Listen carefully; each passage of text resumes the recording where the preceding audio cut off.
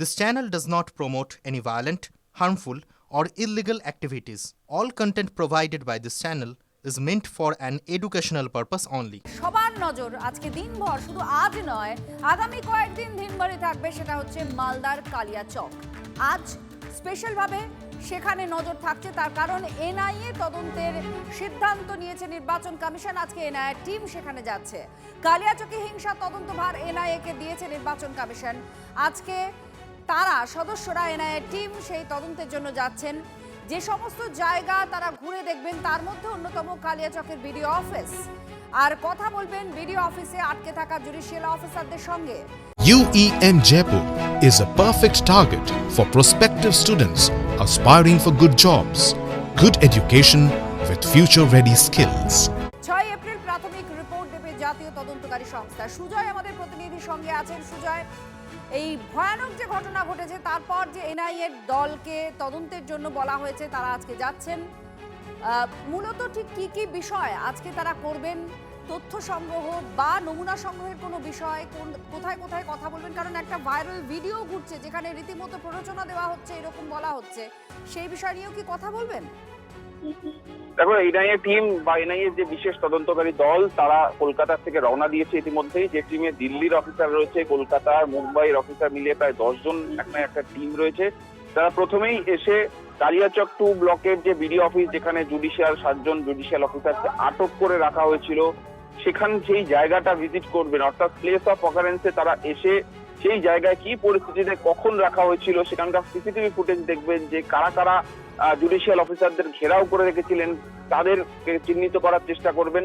পুলিশের সঙ্গে কথা বলবেন এবং জুডিশিয়াল অফিসারদের সঙ্গে কথা বলবেন। তার কারণ যেহেতু 6 তারিখের মধ্যে আগামী সুপ্রিম কোর্ট থেকে তাদেরকে একটা রিপোর্ট দিতে হবে, এনআইএকে রিপোর্ট দিতে বলা হয়েছে। তাই সেই রিপোর্টের জন্য তাদের এই ভিজিট বা ফিল্ড ভিজিট অত্যন্ত গুরুত্বপূর্ণ। একই সঙ্গে তারা পুলিশের সঙ্গে কথা বলবে, তার কারণ পৃথকভাবে এনআইএকে একটি মামলা রুজু করতে হবে এই ঘটনার। যেহেতু তদন্তভার সুপ্রিম কোর্টের নির্দেশে নির্বাচন কমিশন এনআইএকে তুলে দিয়েছে, তাই মামলা রুজু করবে তারা। এবং যে অভিযুক্তদেরকে এখনো পর্যন্ত গ্রেফতার করা হয়েছে, যে 22 জন, তাদের মধ্যে থেকে গুরুত্বপূর্ণ যারা, তাদেরকে নিজেদের হেফাজতে নেওয়ার আবেদন করবে। একই সঙ্গে এর বাইরে যারা ছিল, অর্থাৎ মূল উস্কানির নেতৃত্ব যারা দিয়েছিল, সেই উস্কানিকারীদেরকেও খুঁজে বের করার চেষ্টা করা হবে এবং এর পেছনে কোনো পূর্ব পরিকল্পনা ছিল কিনা, কোনো আগাম একটা পরিকল্পনা করে যে এসআইআর প্রক্রিয়াকে ভেস্তে দেওয়া, বিচার দায়িত্বে যারা ছিলেন জুডিশিয়াল অফিসার তাদেরকে ভয় দেখানোর কোনো পূর্ব পরিকল্পনা হয়েছিল কিনা, সেটাও তারা যাচাই করার। গ্রেফতার করা হয়েছে এখনো পর্যন্ত 18 জনকে। আইএসএফ এর একজন ক্যান্ডিডেটও রয়েছেন তার মধ্যে। এদের সঙ্গে কোনো কথা হবে কি? একেবারে দেখো, যখন মামলা রুজু করে তারা নিজের অভিযুক্তদেরকে নিজেদের হেফাজতে নেবে, তাদেরকে তারা জিজ্ঞাসা জেরা করবে এবং জেরা করেই জানার চেষ্টা করা হবে যে এর নেতৃত্বে কারা ছিল, কোনো পূর্ব পরিকল্পনা এর পেছনে কাজ করেছে কিনা, গোটা যে প্রক্রিয়াটা, এসআইআর প্রক্রিয়াটা ভেস্তে দেওয়ার জন্য এরকম পরিকল্পনা করেছিল, সমস্তটাই তারা খতিয়ে দেখবেন।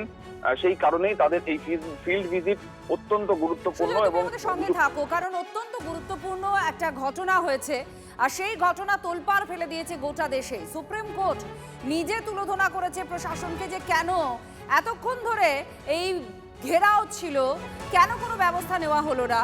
আমাদের রাজ্য পোলারাইজড সব থেকে বেশি, এটা সুপ্রিম কোর্ট বলেছে। আর এই জায়গায় দাঁড়িয়ে এনআইএর যে তদন্ত, সেই তদন্ত নির্বাচন কমিশন সিদ্ধান্ত নিয়েছে। কারণ সিবিআই হবে না এনআইএ হবে, এই সিদ্ধান্ত নির্বাচন কমিশনের ওপরেই ছেড়েছিল সুপ্রিম কোর্ট। আর তারপর এনআইএ এই ঘটনা তদন্ত ভার নিয়েছে। এখন তারা সদল বলে রওনা দিয়েছে। এনআইএ টিম আজ মালদা পৌঁছে যাচ্ছে এবং তারা যে সমস্ত জায়গায় মূলত কথা বলবেন, যার মধ্যে বিডিও অফিসে যাবেন, তারা যারা জুডিশিয়াল অফিসার ছিলেন তাদের সঙ্গে কথা, এফআইআর করার কথা রয়েছে তাদের, এই সমস্ত প্রক্রিয়াগুলো রয়েছে। আর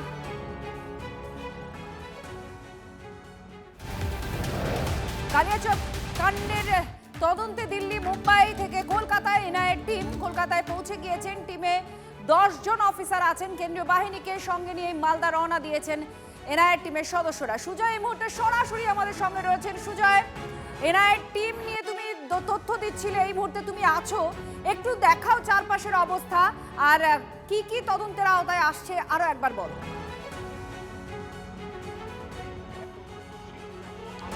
দেখো, যে বিডিও অফিসের মধ্যে 7জন জুডিশিয়াল অফিসার যাদেরকে আটকে রাখা হয়েছিল, সেই যে বিডিও অফিস, সেই বিডিও অফিসের সামনে রয়েছি। আমার সহকর্মী দীপঙ্কর জানাকে বলবো একটু দেখানোর জন্য ছবিটা।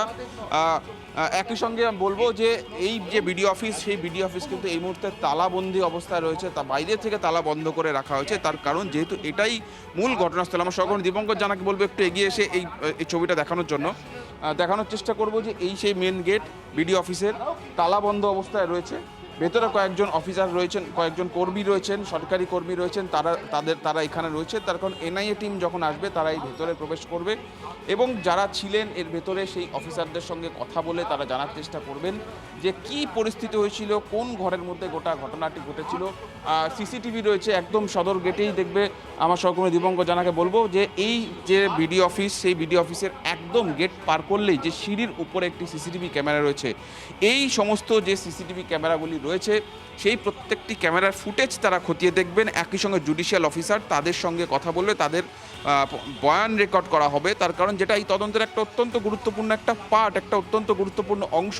কি ঘটেছিল সেই রাতে, কারা এসছিল, কিভাবে এসছিল, তারা কি এই গেট থেকে ঢুকেছিল, তাদের ভেতরে প্রবেশাধিকার কারা দিল। তার কারণ এসআইয়ের প্রক্রিয়া জুডিশিয়াল অফিসার ছাড়া বাইরে কারো, এবং যাদের সঙ্গে জুডিশিয়াল অফিসাররা কথা বলবেন সেই প্রক্রিয়ার সঙ্গে যুক্ত যারা, তার বাইরে কারো এখানে প্রবেশাধিকার নেই। কিন্তু তারপরেও কারা এখানে ঢুকলো সেটা একটা অত্যন্ত গুরুত্বপূর্ণ।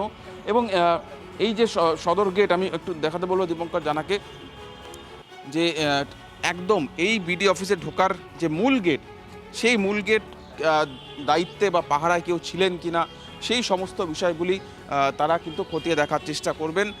তুমি দেখতে পাবে যে এর বাইরে এই মুহূর্তে কেন্দ্রীয় বাহিনীর জওয়ানরা রয়েছে, পুলিশ এখানে মোতায়েন করা হয়েছে। যথেষ্ট এই ঘটনার পর থেকে যথেষ্ট নজরদারির মধ্যে রয়েছে, যাতে এখান থেকে ব্যারিকেড দেওয়া রয়েছে, বাইরে পুলিশ রয়েছে। সেই ছবিটা তুলে ধরার চেষ্টা করব। দাদা, আপনি কি এখানকার কর্মী? কি হয়েছিল সেদিন জানেন ঘটনাটা? আমি সেদিন ছিলাম ঠিকই, আমি কিন্তু সেদিন গল্পটা জানি না, খবর জানি না। আমি তো এখানে সুইপের কাজ করি, আর 12টার দিকে চলে যাই। সেটা ঘটনা তো হয়েছিল 1-1:30টার দিকে নাকি। আপনি কটায় যান? আমি দুপুরে 1টার দিকে চলে যাই, 12টা-1টার দিকে। এই গেটটা কি এসআইআর এর জন্য বন্ধ থাকে? না না, বন্ধ থাকে না, খোলাই থাকে। বাইরে পুলিশ থাকে গেটে? হ্যাঁ, পুলিশ থাকে, ফোর্স থাকে, সেন্ট্রাল ফোর্স থাকে। সেই দিন ছিল স্যার। আর এই যে অফিসে ঢোকার যে গেটটা, সেটা কি তালা বন্ধ দেওয়া ছিল নাকি গেটে কেউ পাহারা ছিল? গেটে পাহারা ছিল, তালা খোলাই ছিল, গেটে জওয়ানগুলো ছিল। জওয়ানরা আটকাননি কাউকে? আটকিয়েছিল। তারপর ঢুকলো কি করে লোকজন? সেই সময় তো আমি ছিলাম না গেটে, কিন্তু আমি খুলে কাজ টাজ করে চলে যাই। সেই সময় কিন্তু জওয়ানরা ছিল ঠিকই, তারপরে কি ঝামেলা হয়েছে সেটা বলতে পারছি না। ওই দিনের আগে কখনো এরকম আজকে সারাদিন আমরা এই খবরের দিকে নজর রাখবো, কোথায় এনআইএর এই 10 জন অফিসার যাচ্ছেন, কি করছেন, প্রত্যেকটা খুঁটিনাটি আপনাদের সামনে আমরা তুলে ধরবো। এই মুহূর্তে সরাসরি সেই বিডিও অফিসের সামনে থেকে আমাদের প্রতিনিধি দেখাচ্ছিলেন, লাইভে ছিলেন, যে সেখানে ঠিক কি বন্দোবস্ত ছিল, কেন এই জমায়েত আটকানো গেল না, ঠিক কি কারণ দেখানো হচ্ছে, কিভাবে জমায়েত আটকানো যেত, এই সমস্ত বিষয়টাই খতিয়ে দেখবেন তদন্তকারী দলের সদস্যরা। কারণ 6 তারিখে তাদেরকে প্রাথমিক রিপোর্ট জমা দিতে হবে। জয়প্রকাশ মজুমদার এই মুহূর্তে আমাদের সঙ্গে রয়েছেন। জয়প্রকাশ বাবু, এনআইএ টিম আজকে যাচ্ছে তদন্তের জন্য, তো কি বলছেন, কি আশা করছেন? কারণ আপনারা বারবার বলছেন যে এটা শতপ্রণোদিত, সুপ্রিম কোর্ট বলে দিয়েছে না, এটা পরিকল্পনা করা হয়েছে। না, সুপ্রিম কোর্ট পরিকল্পনা কি না, সুপ্রিম কোর্ট এখনো তদন্ত শেষ হয়নি, তার আগেই কনক্লুশন বলে দেবে?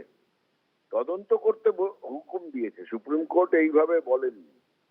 সুপ্রিম কোর্ট তদন্তের আদেশ দিয়েছেন আর শোকজ করেছেন যারা দায়িত্বে ছিল। তাদের দায়িত্ব দিয়েছিল কে? অ্যাপয়েন্টিং অথরিটি তো ইলেকশন কমিশন। সুতরাং ইলেকশন কমিশনের ইকুয়াল রেসপন্সিবিলিটি থেকে যাচ্ছে। অ্যাপয়েন্টিং অথরিটি ডিজি বলুন, ওখানকার ডিএম বলুন, যারা এই ল অ্যান্ড অর্ডার এর দায়িত্বে, যাদেরকে সুপ্রিম কোর্ট বলেছেন শোকজ করতে, তাদের তো নিয়োগ করেছে ইলেকশন কমিশন। সুতরাং ইলেকশন কমিশনকে দায়িত্ব নিতে হবে। জ্ঞানেশ কুমার এর মধ্যে জড়িত আছে কিনা সেটাও এনআইএ-কে দেখতে হবে। এবং মমতা বন্দ্যোপাধ্যায় যেটা বলেছেন, এই প্ল্যান বেরিয়েছে অমিত শাহর মাথা থেকে একটা পশ্চিমবঙ্গকে হেনস্থা করার জন্য, সেটাও দেখতে হবে। এনআইএ যদি নিরপেক্ষভাবে রাখেন তাহলে প্রত্যেকটা অভিযোগই তাদেরকে তদন্ত করতে হবে। জ্ঞানেশ কুমারই সকলকে বদলেছিলেন, সুতরাং জ্ঞানেশ কুমার তো দায়িত্ব এড়াতে পারেন না। পশ্চিমবঙ্গের যে একেবারে আমূল বদলে দিয়েছেন সমস্ত পুলিশ এবং প্রশাসন, সেটা কি উদ্দেশ্যে করেছিলেন? নানা উদ্দেশ্য হতে পারে। আমরা আগেই বলেছি টাকা পয়সা যাতে ক্যাশ লেনদেন হতে পারে বিজেপির ভাড়ারে, তার একটা উদ্দেশ্য, অস্ত্র আমদানি উদ্দেশ্য, তাই জন্যই এভাবে বিপুল পরিবর্তন করেছেন। আর তার ধন্যবাদ মধ্যে জয়প্রকাশ বাবু, বোঝা গিয়েছে আপনার বক্তব্য। ধন্যবাদ। পশ্চিমবাংলায় আইন শৃঙ্খলা বলে কিছু নাই, রাষ্ট্রবিরোধীরা দাপিয়ে বেড়াচ্ছে, এটা আমরা বছরের পর বছর বলে আসছি। এই সরকারকে বরখাস্ত করা উচিত ছিল, হয়নি। আজকে এখানে নিজে বিচারক এসে আক্রান্ত হচ্ছেন, তার সুরক্ষা নেই। তাহলে পশ্চিমবাংলায় বিচার ব্যবস্থার অবস্থা দেখুন আপনারা। এখানে হাইকোর্টেতে জজকে হিয়ারিং করতে দেওয়া হয় না, তার এজলাসে ঢুকে শাউটিং করা হয়, ঘেরাও করা হয় জজকে। আর জজরা আজকে রাস্তায় দাঁড়িয়ে মার খাচ্ছেন, গাড়ি ভাঙা হচ্ছে। তো আজকে বুঝতে পারছেন সুপ্রিম কোর্টও, নির্বাচন কমিশনও, তো কী অবস্থায় এখানে বাংলার লোকেরা আছে আর কি করে শান্তিপূর্ণ নির্বাচন হবে।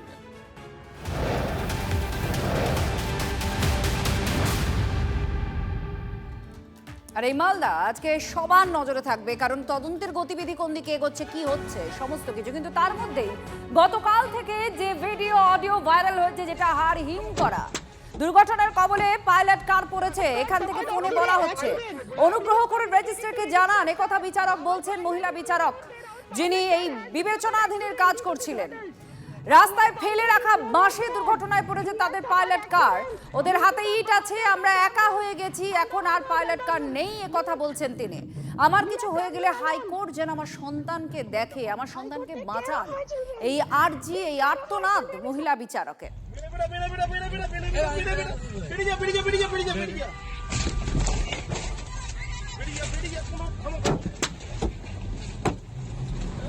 Suffered accident. Please communicate it to register, sir. Our pilot is no more there. Our pilot car has suffered accident due to these hurdles. Our pilot is no more there. He has suffered accident due to the hurdles of bamboos and the hurdles and the bricks. We are traveling alone. High Court, take care of my children. Take care of my children if something happens to me.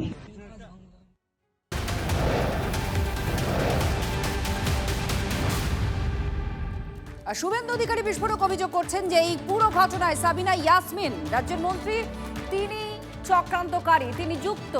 Video post করে দাবি বিজেপির IT সেলের প্রধান Amit মালব্যরও। Judicial অফিসারদের আটকে রাখার ঘটনার আগে বিডিও অফিসের সামনে বিক্ষোভ চলছিল, বিক্ষোভকারীদের সঙ্গে দেখা যাচ্ছে মন্ত্রী সাবিনা ইয়াসমিনকেও। ভিডিও পোস্ট করে দাবি করেছেন বঙ্গ বিজেপি সহ পর্যবেক্ষক অমিত মালব্য। সুপ্রিম কোর্ট আর নির্বাচন কমিশনকে অবিলম্বে বিষয়টি খতিয়ে দেখার আবেদন করেছেন তিনি।